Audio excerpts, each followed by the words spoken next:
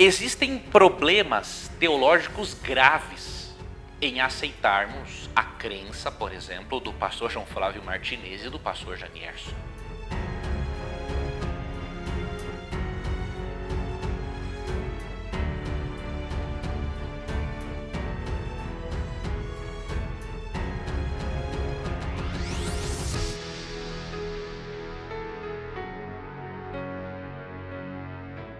O primeiro problema teológico é explicar com qual natureza humana imortal Cristo foi para o céu ou para um lugar intermediário.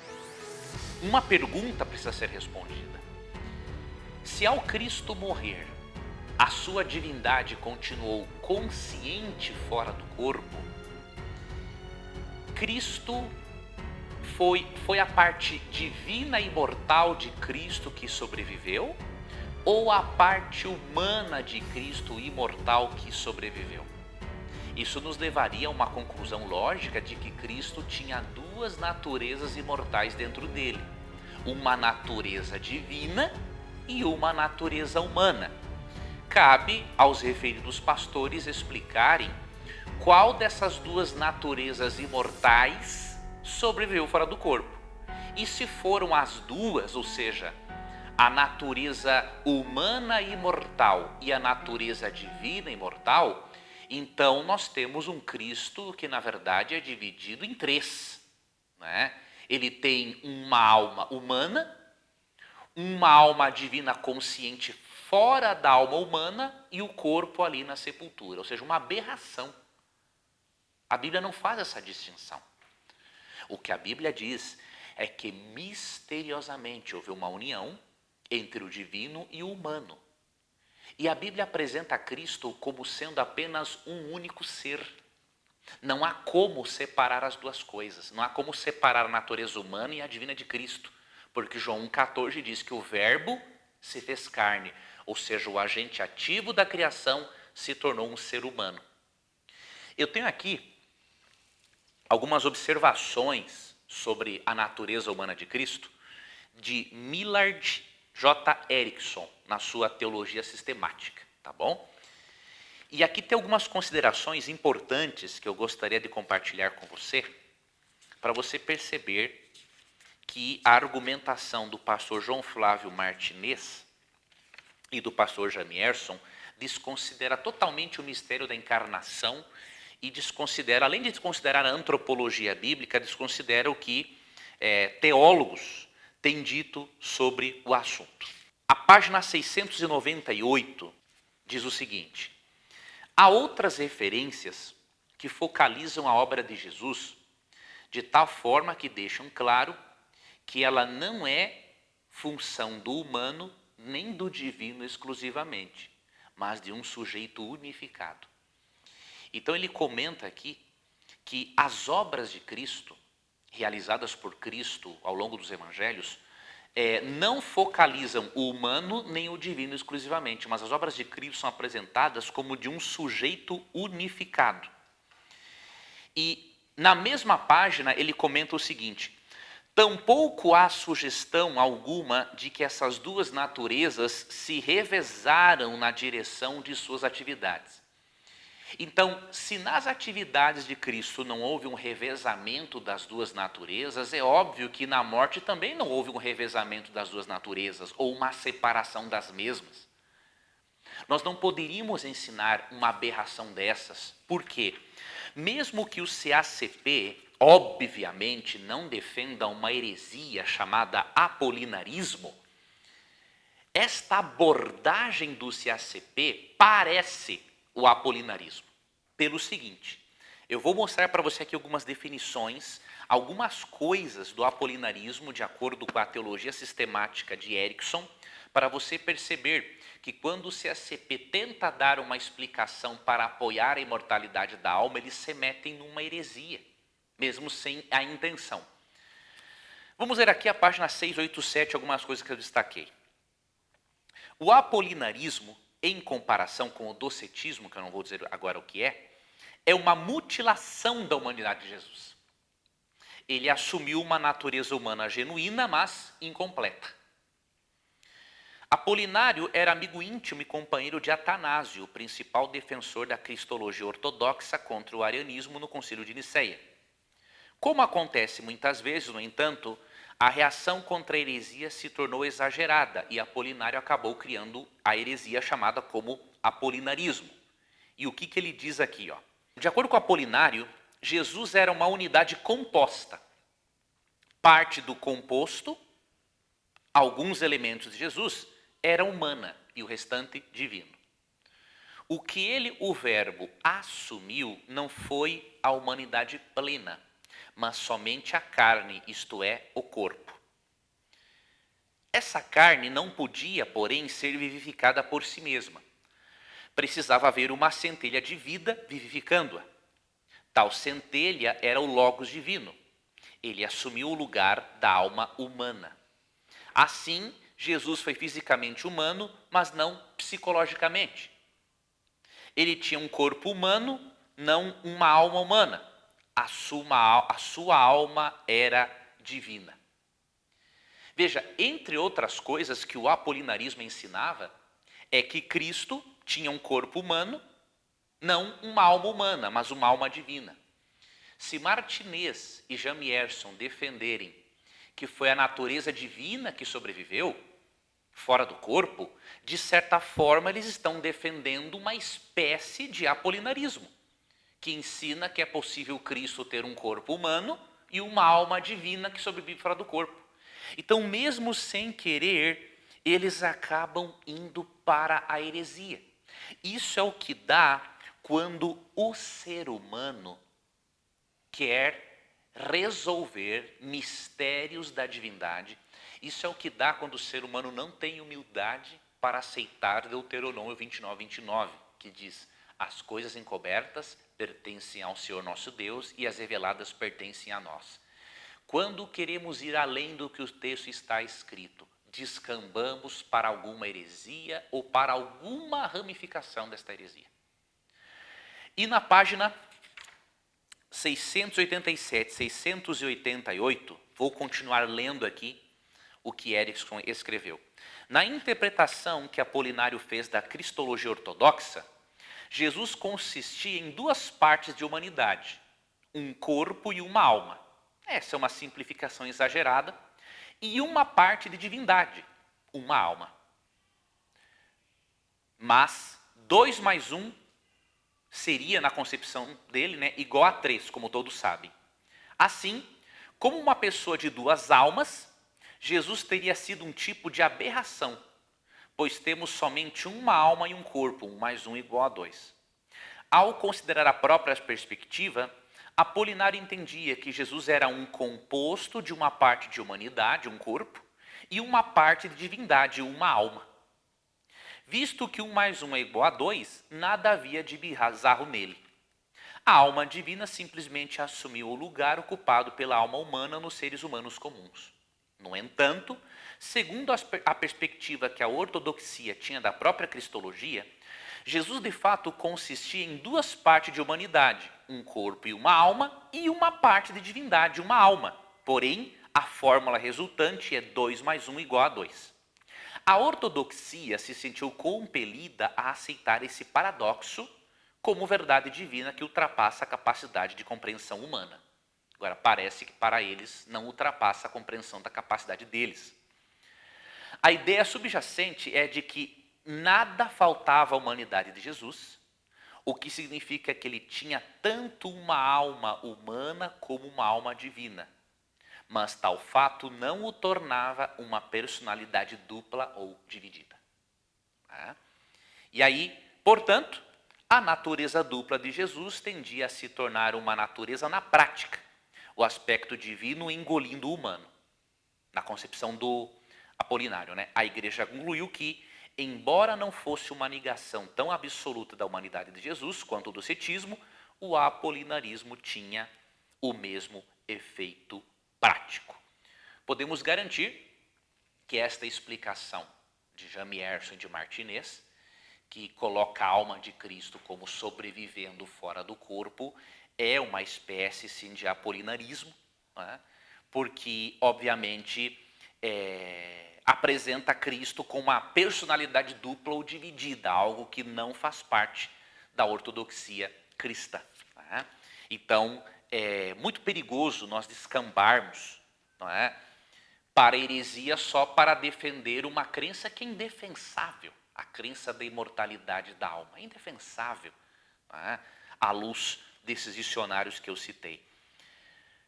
Outro detalhe que devemos considerar é João 10, 17 e 18. E depois eu vou ler um outro comentário também de Oscar Cullmann, para você perceber que Cullmann tinha uma postura mais humilde que os referidos pastores, mesmo Cullmann sendo uma das maiores autoridades em Novo Testamento do século XX. Em João 10, 17 e 18, Cristo disse o seguinte: por isso o Pai me ama, porque eu dou a minha vida para a reassumir. Ninguém a tira de mim, pelo contrário, eu espontaneamente a dou. Tenho autoridade para entregar e também para reavê-la. Este mandato recebi de meu Pai. Jesus aqui diz que ele tinha poder para dar a sua vida e para reassumi-la. Este é um mistério da divindade, mas que não contradiz a antropologia bíblica de que não há consciência fora do corpo. E não contradiz a crença ortodoxa de que a natureza de Cristo não pode ser dividida. Ok? Havia, sim, algo dentro de Cristo, a sua divindade, que entrou em ação quando o Pai e o Espírito Santo atuaram também na ressurreição de Cristo.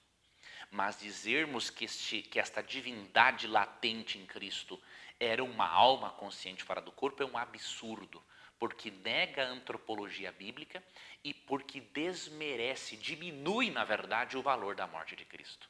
A palavra vida aqui em João 10, 17 é a palavra psique, ou seja, Cristo deu a sua vida por nós. E interessante que em Mateus 10, 28, né, um texto usado pelos imortalistas que na verdade é um tiro no pé deles mesmos, né? Cristo diz assim: temei aquele que pode fazer perecer no inferno tanto a alma quanto o corpo. Ou seja, o contexto ali revela que é vida. Até o texto paralelo, não é, de Mateus 10, 28, quando se utiliza do termo alma, né, ele o traduz por vida. Quando fala aqui de lançar o indivíduo no inferno, não fala de lançar apenas a sua alma ou o seu corpo, mas todo o seu ser, tirando a possibilidade de vida eterna.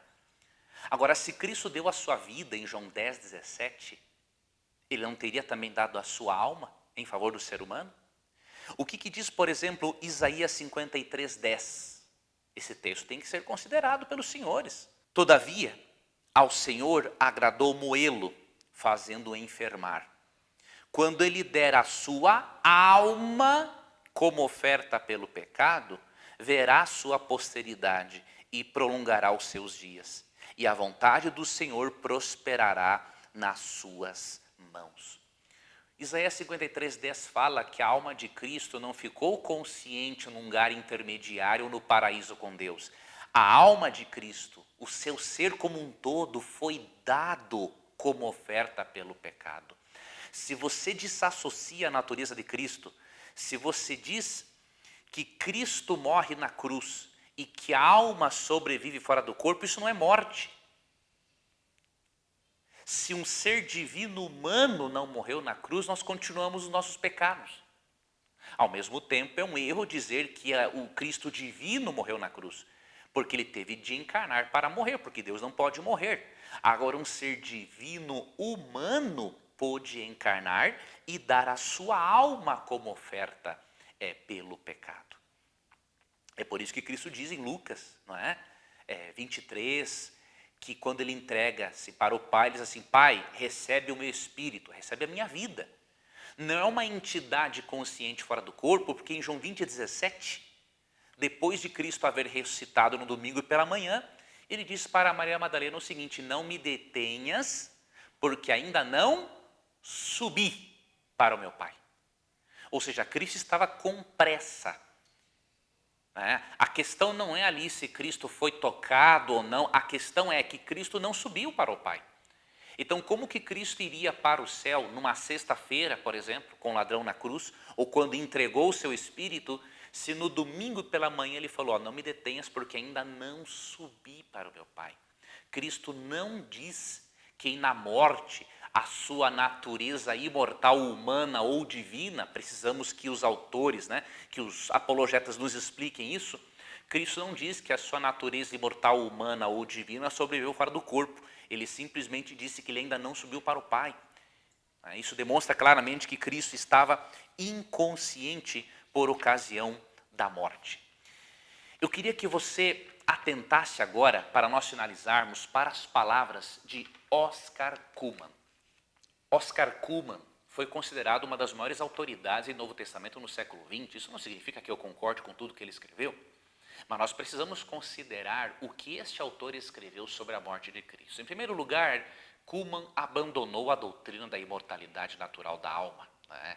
Engraçado, eu nunca vi o CACP e o Jamierson se referirem também a Oscar Cullmann como um sectário, né? Agora o adventista é sectário na visão deles. Isso é obviamente uma tendenciosidade, né?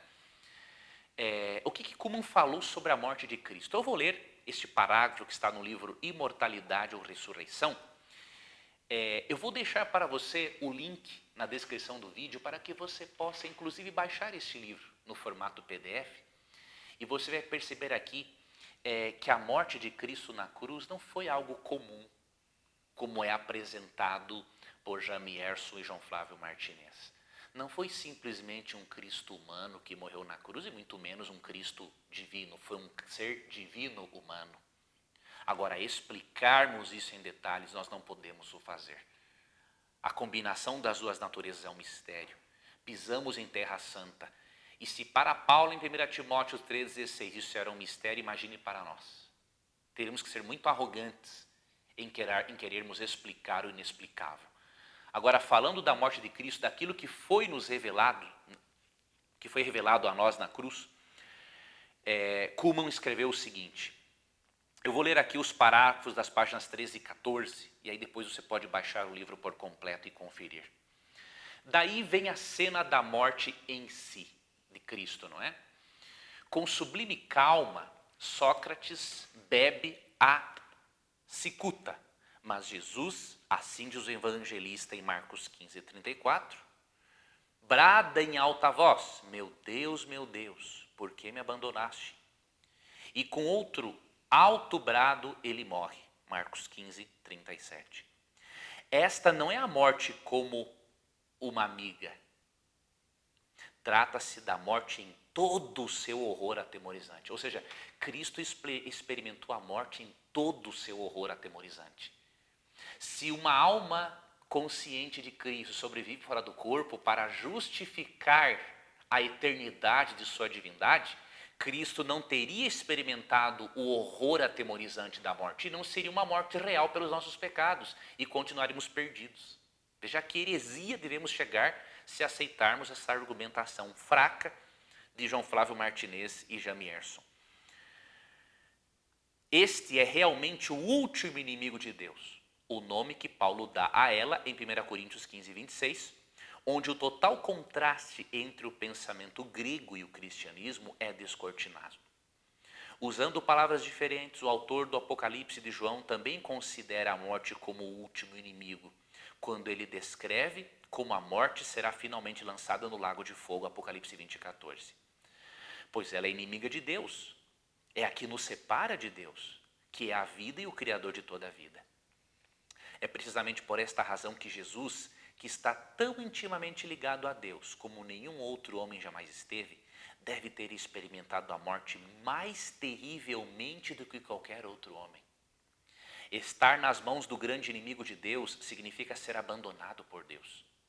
De uma forma bem diferente dos outros, Jesus sofreu esse abandono, essa separação de Deus, a única condição realmente a ser temida.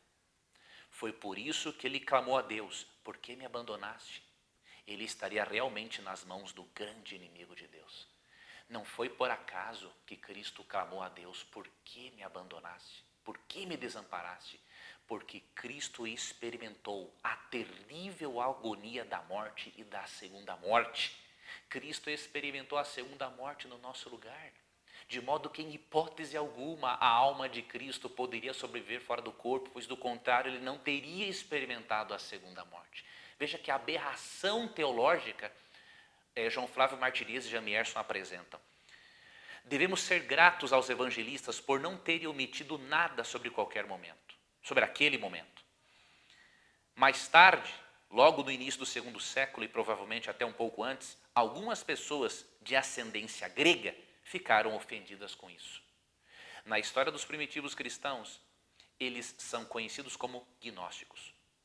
Eu coloquei a morte de Sócrates e a morte de Jesus lado a lado, pois nada mostra de uma maneira melhor a diferença radical entre a doutrina grega da imortalidade da alma e a doutrina cristã da ressurreição. Visto que Jesus sofreu a morte em todo o seu horror, não só em seu corpo, como também em sua alma, porque ele disse, meu Deus, por que me abandonaste? E como ele é considerado pelos primeiros cristãos como mediador da salvação, ele deve ser realmente o único que vence a morte por meio de sua própria morte. Ele não pode obter vitória por simplesmente continuar vivendo como alma imortal. Seria ridículo, né? Ou seja, sem expirar totalmente. Ele só pode vencer a morte por realmente morrer, por ser levado para a esfera da morte, o destruidor da vida, para o domínio do nada, do abandono por Deus. Quando se deseja vencer alguém, deve-se entrar em seu território. Qualquer um que queira vencer a morte deve morrer. Essa pessoa deve realmente deixar de viver, não simplesmente continuar vivendo como alma imortal, e sim morrer de corpo e alma, perder a própria vida, o bem mais precioso que Deus nos deu. Eis a razão porque os evangelistas, que mais do que ninguém apresentaram Jesus como Filho de Deus, não tentaram amenizar o aspecto terrível de sua morte completamente humana.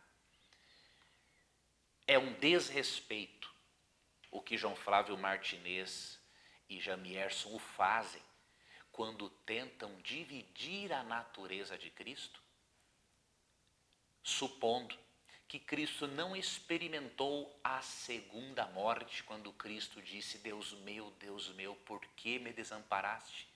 É óbvio que se a divindade de Cristo sobrevivesse conscientemente numa alma imortal fora do corpo, ele teria tido um encontro com Deus?